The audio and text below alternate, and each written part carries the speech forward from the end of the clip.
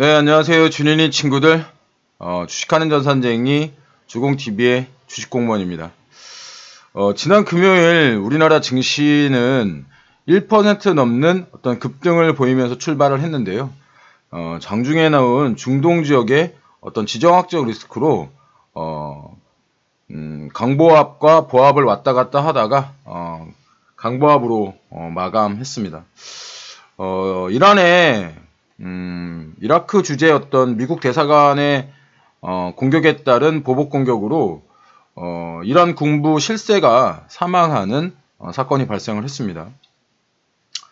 물론 뭐 이런 뉴스를 뭐 재빨리 이용을 해서 주식 공무원들 카톡방에 계신 분들에게 전달해 드려서 이렇게 그 흥구석유라는 종목을 상한가를 먹기는 했는데 이 외에 다른 종목들이 조금 걱정이 되기는 합니다. 이런 우발적 지정학적 리스크에 대한 향후 예측은 매우 어렵습니다. 그렇기 때문에 적절한 대응만이 우리가 살 길이겠죠.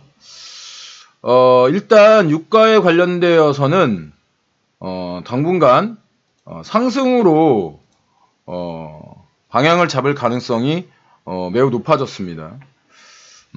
유가가 약 3개월 만에 63달러를 다시 찍고 우리나라 환율도 크게 상승을 했는데요. 포스코 케미칼 등 어떤 석유화학 제품을 생산하는 이런 어떤 기업들은 정제마진의 어떤 기대감으로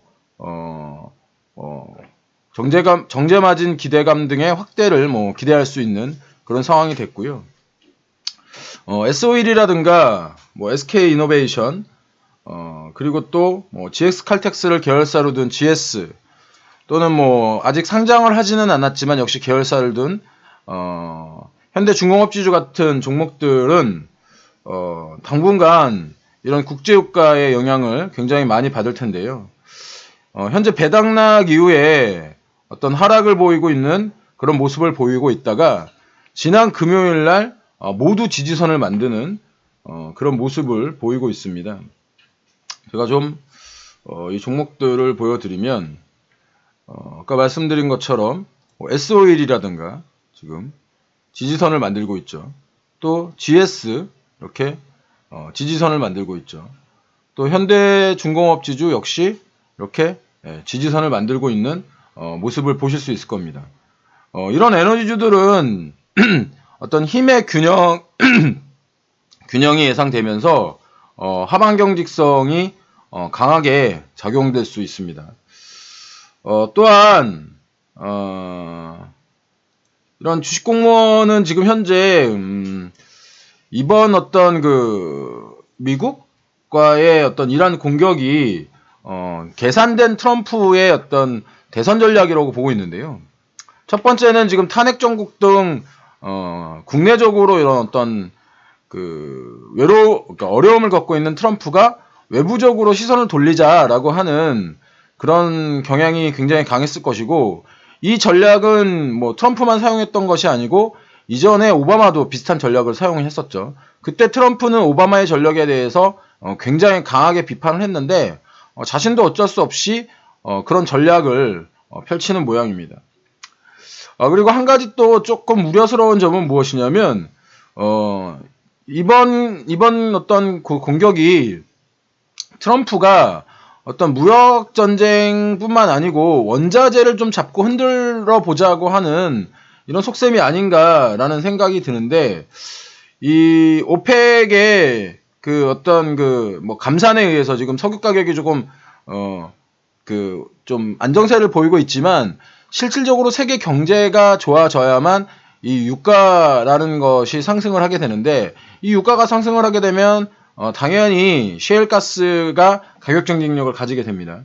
그래서 미국이 아주 적은 돈으로 그들을 방어해주고 있다라고 이런 얘기를 하면서 회원국을 방어해준다 이런 얘기를 했지 않습니까?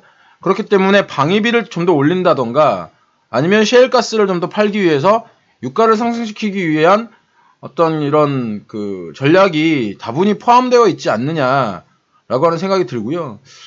사실 실제 미국과 이란의 갈등을 많이 겪으면 겪을수록 아시아 국가들이 어려워집니다. 왜냐하면 이란의 어떤 그 원유를 가장 많이 소비하는 국가들이 아시아 국가이고 그 중에서도 중국과 한국이 굉장히 이란발 석유를 굉장히 많이 그 수입하는 나라입니다. 미국 증시가 고점을 어느 정도 그 갱신을 하면서 차익 매물이 나오는 이런 모습을 보이고 있는데요. 우리나라 증시는 그에 비해서 아직 뭐 고점이라 보기에는 조금 어렵습니다. 저희 나라 증시는 우리나라 증시는 지금 현재 횡보 정도를 하고 있는 상황인데요. 하지만 이렇게 횡보를 하고 있는 상황에서 국내 대장주인 삼성전자의 실적 발표가 이제 조만간 있을 텐데요. 삼성전자는 작년 분기에 비해서는 당연히 실적이 줄게 나올 겁니다. 작년에 이제 기저효과가 있었으니까요. 하지만 이제 중요하게 살펴봐야 할 것은 작년 대비해가지고 얼마가 줄었느냐가 아니고요. 전분기 대비해서 어느 정도 하락폭을 줄였느냐가 어떤 주요 관심사입니다. 실제로 이제 컨센서스로는 작년보다는 훨씬 줄었을 것이고요. 3분기에 비해서는 하락폭이 조금 더 줄어들 것으로 기대를 하고 있는데, 뭐 이것은 이제 실제 발표가 되어 봐야 아는 부분이니까 이후에 주가의 움직임에 어떤 큰 영향을 줄 겁니다. 최근까지 이제 삼성전자에 관련해 가지고는 주식공무원한테 물어봤을 때 주식공무원이 보유 의견을 많이 드렸는데요. 이제 실제로는 이제 55,000원 정도 부근에서 삼성전자 같은 경우에는 차익 실현을 일부 하시길 바랍니다. 또 역시 그 삼성전자와 함께 SK 하이닉스 역시 의견을 많이 주셨는데 SK 하이닉스도 일부 차익 실현을 하시면서 좀 관망을 하시는 것을 권해드립니다.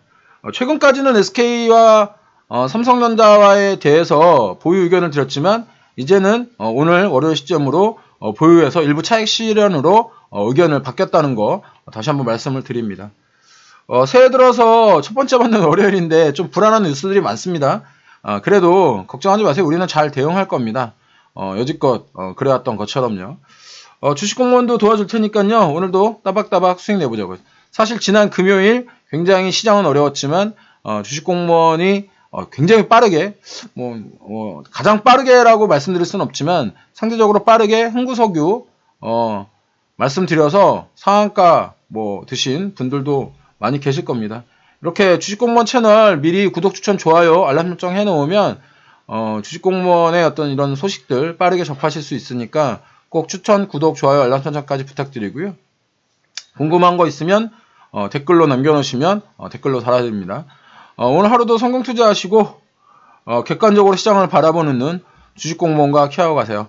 항상 준인이 친구들 뒤에 주식공무원이 있습니다. 오늘도 화이팅! 빠이빠이 짜이젠!